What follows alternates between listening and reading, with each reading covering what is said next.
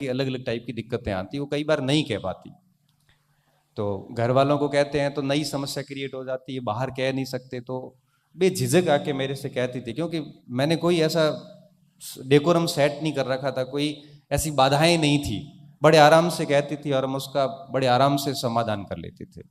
तो मेरा ये मानना है कि शिक्षक और शिक्षार्थियों के बीच में एक, यूं कहिए कि अजीब सा संबंध होता है, और ये संबंध इतना गहरा होता है जिसकी कल्पना आप इस बात से लगा सकते हैं कि कई बार मैं क्लास में पढ़ाता हूँ ऑफलाइन में, तो कई बार कोई ऐसी इमोशनल बात मेरे से निकलती है तो कई बार बच्चे रोने लग जाते हैं कि सर वास्तव में, फिर मैं कहता हूँ नहीं नहीं, रोना धोना नहीं है, लेकिन क्या है कि एक इमोशनल टच रहता है। इसलिए आप ऐसा कोई बड़ा ना मानना मेरे को, मैं आपकी तरह एक विद्यार्थी हूँ, और 2017-18 तक मैंने भी परीक्षाएं दी, और ठीक है नौकरी लग गई टाइम पे, कुछ चीज़ें मैंने की वो आप शायद नहीं कर रहे हो, उस पर हम आगे बात करने वाले हैं आज, पहली चीज़। दूसरी बात, मैं आप सभी से थोड़ा पूछना चाहूँगा, एक बार मुझे मोटा मोटा आइडिया हो जाए। सबसे पहले तो आप मुझे ये बताइए कि आप में से हाथ खड़े करके बताना कि पश्चिमी राजस्थान से कितने लोग हैं, पश्चिमी राजस्थान से ले और उसके बाद हाथ खड़े करना कि हमारे पूर्वी राजस्थान से कितने भाई बंधु हैं। पूर्वी का देखो बहुमत कम है अच्छा, उसके बाद दक्षिण राजस्थान के, देखो दक्षिण राजस्थान के भी बहुत कम बंधु है, और उत्तरी राजस्थान से काफी है। अच्छा ये बताइए कि प्रॉपर सूरतगढ़ से कितने हैं, प्रॉपर सूरतगढ़ के ही, बाहर से नहीं है, बताओ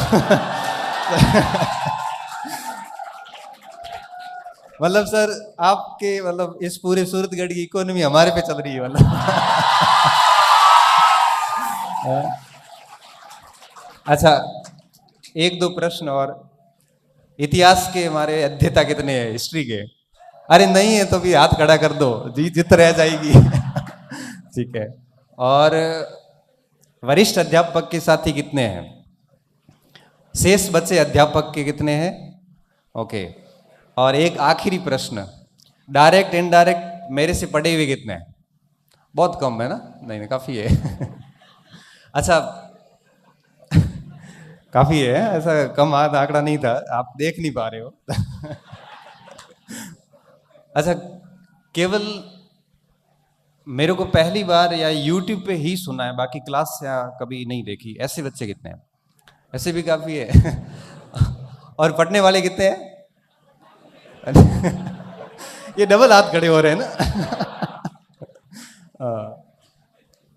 ठीक है ठीक है, तो क्या थोड़ा सा मुझे एक मोटा मोटा अंदाजा हो जाता है कि हम कहाँ बात रख रहे हैं। तो मैं आज की बात शुरू करता हूँ, बहुत अधिक समय नहीं लूँ। मेरा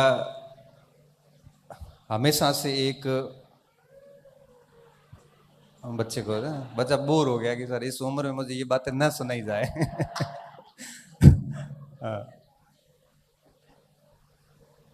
मैंने जब भी किसी मंच पे या किसी भी जगह कोई शब्द बोले हैं तो मेरी वार्ता कभी भी आदर्शवाद पे नहीं रहती, मैं हमेशा धरातली बात करता हूँ, यथार्थ बोलता हूँ, जो है वो बात करूंगा, और जैसे मेरे अनुभव रहे हैं उसी बेस पे बात करूंगा। देखिए आप सभी बहुत दूर दूर से आए हुए, जैसा कि मैंने हाथ खड़े करवाए कि सूरतगढ़ प्रॉपर से बच्चे कम है, बाहर से अधिक आए हुए हैं, तो निसंदेह आप बहुत अधिक उम्मीदों के साथ यहाँ पे आए हैं, आप यहाँ पे कुछ लक्ष्य लेके आए हैं, आप यहाँ पे इसलिए आए हैं कि घर के डिस्टरबेंस से दूर होकर यहाँ आके आप बहुत तरीके से पढ़ाई कर सकें। जब आपका ज्ञान बहुत कम होता है तब आप बहुत अधिक बोलते हैं, जब आप बहुत अधिक पढ़ते हैं या लक्ष्य को लेके बहुत डेडिकेटेड हैं तब आप अपने आप खामोश हो जाते हैं।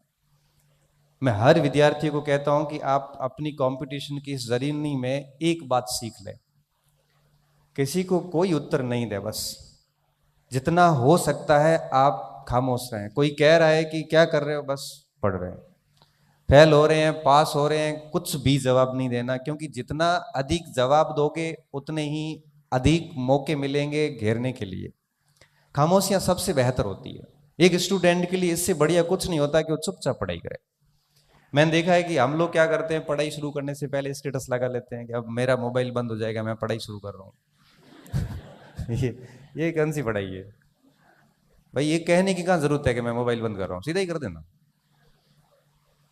इसलिए पहली चीज इस बात का ध्यान रखना कि आप यहां पढ़ रहे हैं तो आप बिल्कुल शांत रहें, किसी को कोई जवाब नहीं दें। और जवाब देने से होगा क्या, आपकी ऊर्जा खराब होगी, आप शब्द रिकॉर्ड किए जाएंगे और वही शब्दों से वापस आपको टारगेट किया जाएगा, मिलेगा कुछ नहीं, खाली आप परेशान होंगे। मुझे ठीक से याद है 2010 का साल था और मेरा आईएएस का मेंस का एग्जाम था। मेंस का एग्जाम था और कुछ 2-1 महीने पहले दुर्भाग्य इस बात का था कि मेरे अल्सर कोलाइटिस डायग्नोस हुई बड़ी आंत में। तो मैंने सोचा कि मेंस दे देता हूँ, उसके बाद मैं डॉक्टर के पास जाके चेक करवा दूंगा। तो बीमारी क्या दिन ब दिन बिगड़ती गई। तो 6-7वें दिन एक साथी ने कहा कि मेरे साथ ही रहता था, उसने कहा यार परीक्षा का इंतजार नहीं करते अपन, पहले एक बार चेक करवा देते हैं, कुछ टैबलेट्स खा लेंगे, उसके बाद ठीक हो जाएगा, मेंस दे देना, उसके बाद बढ़िया चेकअप करवा लेंगे। ठीक है। हम हॉस्पिटल गए तो डॉक्टर ने कहा कि पूरे चेकअप वेकअप किए, 10 से 5-7 दिन बाद सारी रिपोर्ट्स आई। तो रिपोर्ट्स आने के बाद में डॉक्टर ने कहा कि बेटा किसकी तैयारी कर रहे हो? मैं कहा मेरा आईएएस का मेंस है दिसंबर में। और ये बात है शायद सितंबर अक्टूबर के आसपास की, 2010 की बात है। तो डॉक्टर साहब ने कहा कि फिर काफ़ी देर तक तो कुछ बोले नहीं, क्योंकि डॉक्टर भी यंग था। तो उसने कहा कि आप मेंस छोड़ दोगे? थे छोड़ दो मेंस। मैं क्यों? तो क्या मेंस की स्थिति में आप है नहीं? मुझे कुछ समझ भी नहीं आया एक दिन में, होगा हुआ क्या।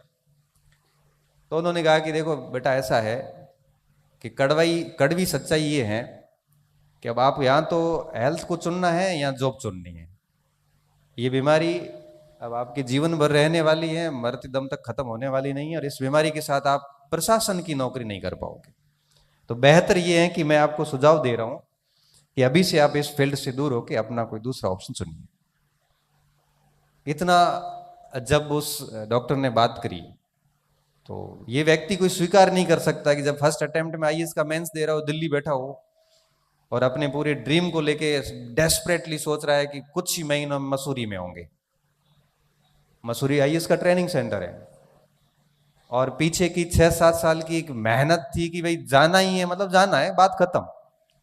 मुझे नहीं मतलब कि हिंदी मीडियम में कितने सिलेक्शन होते हैं और इकोनॉमिक्स ऑप्शनल और हिस्ट्री ऑप्शनल के साथ में क्या होता है, मुझे नहीं मतलब। लेकिन मुझे मेरी तैयारी पे इतना भरोसा था कि भाई कुछ न कुछ डेफिनेटली होगा और ठीक होगा। लेकिन जब एंड टाइम पे जब ये सुनने को मिला तो उसके बाद मैं बहुत निराश हो गया। निराश का मतलब ये था कि अंदर से टूट सा गया, जैसे हिम्मत कुछ रही नहीं। ऐसी स्थिति में भी जब बात कुछ लोगों को पता चली तो हुआ यूं कि फिर मेंस की स्थिति मेरी सच में नहीं रही और 2 पेपर दिए। फिर मैं स्टेरॉइड के इंजेक्शन ले लेके पेपर देने जाता और एक कंपाउंडर के पास जाता था, वो 70 mg का एक स्टेरॉइड का इंजेक्शन देता था यहाँ पे, और उसके बाद मैं पेपर देने जाता था। उसने कहा कि क्यों शरीर के साथ खिलवाड़ कर रहे हैं। कुछ पेपर लास्ट वाले छोड़ के मैं घर आ गया। अब आप सोचिए कि आप कहते हो ना कि सर हमारे ऊपर कई बार कोई लोग कटाक्ष करते हैं, मेरे को बाड़मेर आने के बाद कुछ लोग ऐसे मिले कि प्री नहीं हुआ था, मेंस कहां से देगा।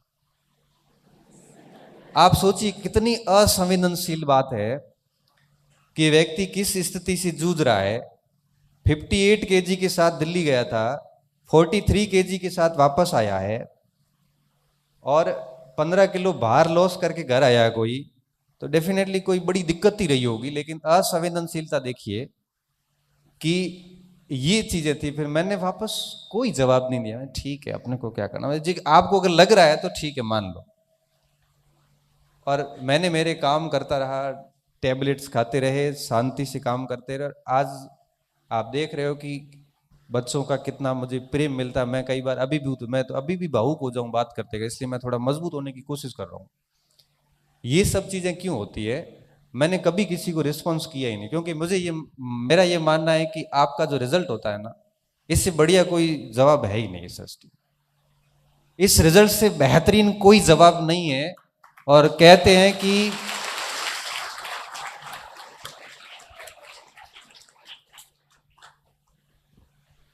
कि जब एक पॉजिटिव रिजल्ट आता है ना, एक पॉजिटिव रिजल्ट चाहे 10 फेलियर के बाद में आओ, दुनिया की सारी सड़कें आपके घर तक आती है। पूछना नहीं पड़ता कि आपका घर कहां पे है, लोग अपने आप आपका घर ढूंढ लेते हैं। लोगों के द्वारा उठाई गई हर अंगुली वापस मुड़ जाती है। इसलिए कहते हैं कि काम हमें ऐसा करना है, बस किसी को कुछ बताना नहीं है, किसी को कुछ कहना नहीं है। मैं हमेशा कहता हूं कि बिल्कुल ये प्रदर्शन नहीं होना चाहिए कि मैं तैयारी कर रहा हूं, मैं क्या कर रहा हूं। आप यहां पे रहिए, सूरतगढ़ी रहिए, 5-7 का ग्रुप बना के रहिए, और मेहनत ऐसी कि जान निकल जाए, और रात को 12-1 बजे तक पढ़ते पढ़ते ऐसी स्थिति आ जाए कि यहां पे सीने पे रखी हुई किताब पड़ी रहे और आंखें बंद होने लगे कि भाई मेरे से इससे अधिक हो नहीं सकती। उस दिन आपको लगेगा, उस दिन लगेगा कि आप वाकई में मेहनत कर रहे हैं। देखो, मनुष्य की प्रवृत्ति होती है, जिस दिन आपका दिन खराब होगा ना, जिस दिन भी, उस रात को आपको अंदर से फील होगा कि यार मैं कर क्या रहा हूं यहां पे। रात को ठीक से नींद भी नहीं आएगी, हो क्या रहा है, मतलब मैं आया क्या हूं यहां पे, किस लिए यहां पे आया हूं। और जिस दिन आप सुबह उठ के और रात को सोने तक पूरे दिन जबरदस्त पढ़ाई की है, मतलब आपकी क्षमता से एक कदम आगे, उस रात की नींद ही अलग होती है, उस रात का सेटिस्फेक्शन अलग होता है। और मैं कहता हूं स्टूडेंट को, आप है ना ऐसे 5 दिन करके देखिए, 5 दिन आपको एक अलग प्रकार की अनुभूति होगी। और जब कुछ नहीं हो रहा, समय खराब हो रहा, तो खुद से सवाल कर लीजिए। मैं दिल्ली में था, उसी साल की बात है, 31 का टाइम था और बच्चों ने कुछ पार्टी गई थी, तो सभी ने कहा कि पार्टी करेंगे आज, ये वो, मेरे को कहा आप भी आना, मैं भी चला गया। पार्टी में गए, वहाँ पे बैठे रहे सब ने, कोई किसी ने अपने अपने हिसाब से सभी ने पार्टी की। मैं तो मेरा ब्राह्मण आदमी और जिंदगी में कोई कुछ किया नहीं, मैंने मेरी जीवन में कभी चाय के अलावा कोई नशा नहीं किया। और दूसरा किया पढ़ाई का, जो मुझे आज भी है। आज भी गाड़ी में आता हूँ तो किताब रखता हूँ कि 2 चीजें सीख के आऊँगा, नुकसान क्या है। तो 2-2:30 बजे वहां से फ्री हुए घर आए। घर आया तो आपको पता है कि 2-2:30 बजे सोते हैं, फिर सुबह जल्दी उठ नहीं पाते, पूरा शेड्यूल बिगड़ा। मैं बैठे रात को वापस जाता, सोचा कि यार गाँव छोड़ के बाड़मेर आया, बाड़मेर छोड़ के दिल्ली आया, क्या यही करने के लिए आया हूँ। मन में यही बातें आ रही कि कर क्या रहा हूँ, कितनी कंपटीशन है, लोग पढ़ रहे हैं और मैं इधर पार्टियां कर रहा हूँ। कितनी मुश्किल से पापा पैसे भेजते हैं, बड़ी मुश्किल से गाय का 2 किलो घी बचा के बेच के उसमें से 800-1000 रुपए आते हैं, वो बेचते हैं कि मेरा बच्चा पढ़ाई कर रहा है। उन्होंने खुद ने बाइक नहीं ली, ना साइकिल ली, वो पैदल ले आते हैं कि मेरे बच्चे को साइकिल दिला दूं ताकि वो कोचिंग और रूम का डिस्टेंस है वो जल्दी कवर कर सके। उन्होंने कई सालों से कपड़े नहीं सिलाए कि मेरा बच्चा है वो रात को नाइट पैंट और टी शर्ट में सो सके, वो रात को है वो धोती में ही सोएंगे, क्योंकि बच्चे को ठीक कपड़े दिलाने, क्योंकि मार्केट के बच्चों में देख के वो बच्चा अपने आप को कमतर फील नहीं करे। क्योंकि मार्केट के बच्चों की ड्रेसेस देखते हैं तो बच्चा वो भी लगता है उसको भी मैं भी कुछ ठीक कपड़े पहनूं। जब वो इतने सेक्रीफाइस करके आपके लिए 2000 रुपए भेज रहे हैं, हम यहाँ पार्टी कर रहे हैं, शर्म नहीं आती क्या, कर क्या रहे हैं हम। मुझे, मैं हकीकत बता रहा हूं, क्योंकि एक तो मेहनत की बदौलत बहुत जल्दी नौकरी लग गया। बाकी जब भी थोड़ा सा भी बेरोजगारी का दौर रहा और घर से जब भी पैसे आए, मस्तिष्क में एक प्रश्न हमेशा आता था कि इसकी वैल्यू हम कभी चुका ही नहीं पाएंगे। बस इसकी वैल्यू यही है कि जो उन्होंने उम्मीद की है हम उस अनुसार पढ़े। आप सोचो कि मैं अहमदाबाद के अंदर हॉस्पिटल में एडमिट, राजस्थान अस्पताल के अंदर, मेरे वही कोलाइटिस की प्रॉब्लम, और मैं सोता सोता यहाँ से मेरे को कहा था कि भाई एडमिट करेंगे, तो मैं साथ में 4-5 किताबें ले गया। और वहां जाके जब अस्पताल में एडमिट किया तो एक हाथ में ये लगी हुई नली, और मैं पढ़ा ही आराम से किताबें देख रहा हूँ। मैंने कहा क्योंकि बीमारी तो जाएगी नहीं, ये तो बात है, इसको तो स्वीकार करना ही पड़ेगा। पढ़ाई छोड़ दी तो ये करियर भी खत्म, क्योंकि यही एक ऑप्शन है कि जिसकी बदौलत हम अपने आप को वापस स्थापित कर सकते हैं, बाकी कोई ऑप्शन ही नहीं है। तो परिस्थिति हम, क्योंकि देखो हम रोज ऐसे कई जगह देखो, छोटी सी समस्या आती है तो बच्चे मैसेज करते हैं मुझे, सर मेरे ये दिक्कत है, वो है, जीते जी तो आएगी, जाएंगे ना, उसके बाद अग्नि का एहसास भी नहीं होता। अगर आप जिंदा हैं ना तो दिक्कतें आएगी, किसी के फैमिली इश्यूज होंगे, किसी के आर्थिक इश्यूज होंगे, किसी के शारीरिक होंगे, हर प्रकार के इश्यूज आते हैं। लेकिन मैं ये मानता हूं कि अंदर अंदर धुन होती है ना एक, अगर वो धुन है तो मुझे लगता है कि वो समस्या आपको बहुत अधिक रोक नहीं सकती। और वो जुनून, वो पागलपन चाहिए होता है पढ़ाई में। मुझे ठीक से याद है कि मैं आरबीआई छोड़ के और घर आया वापस, मुझे सेकंड ग्रेड की वैकेंसी आई, मेरा शरीर सपोर्ट नहीं कर रहा था, बिल्कुल भी नहीं कर रहा था। स्थिति ये थी कि मुझे 20-20 बार डेली दिन में टॉयलेट जाना होता था, कहीं बाहर नहीं जा सकता, सो नहीं सकता, ठीक से चल नहीं सकता। मैंने कहा इससे अच्छा है तो शिक्षक बन जाता हूँ, घर पे नौकरी कर लूंगा। तो ये इन स्थितियों से जब मैं घर आता हूँ वापस, तो मैं कुछ